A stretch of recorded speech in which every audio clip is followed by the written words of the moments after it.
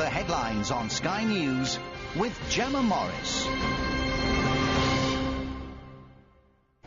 Pakistan is under pressure to explain how Osama bin Laden could have lived undetected just 40 miles from the capital, Islamabad. President Zardari has dismissed claims that his country had been harbouring the terrorist as baseless speculation. Prime Minister David Cameron says that although he was delighted to hear the news of bin Laden's death, Britain needs to prepare for possible repercussions. Well, clearly there are risks of reprisals and of lone wolves taking action against us. We had a full review of the intelligence picture last night. We haven't changed the very high state of readiness and alert we already have in our country. People should be extremely vigilant in the coming days and weeks. Meanwhile, incredible pictures have been released showing President Obama and his inner circle watching a live TV feed at the White House of special forces shooting dead bin Laden. The al-Qaeda leader was shot by US special forces who stormed his villa in the Pakistani town of Abbottabad on Sunday night, our time.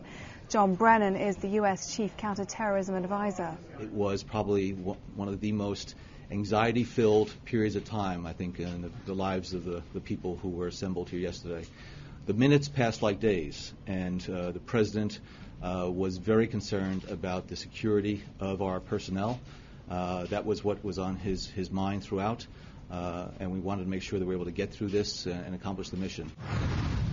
Detectives investigating the murder of a family of 4 have named a suspect. Police say they want to speak to 52-year-old businessman Aksang Du in connection with the deaths of Jifeng Ding, his wife and their 2 daughters. They were found stabbed to death at their home in Wootton in Northampton. 5 men have been arrested under the Terrorism Act close to the Sellafield nuclear site in Cumbria.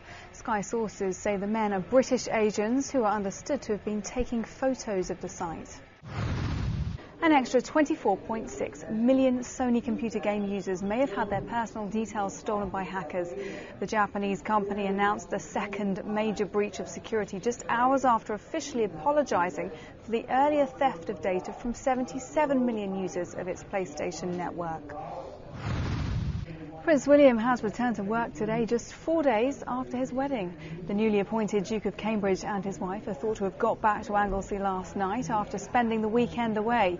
He's rejoined the search and rescue team after initial plans for a honeymoon abroad were postponed.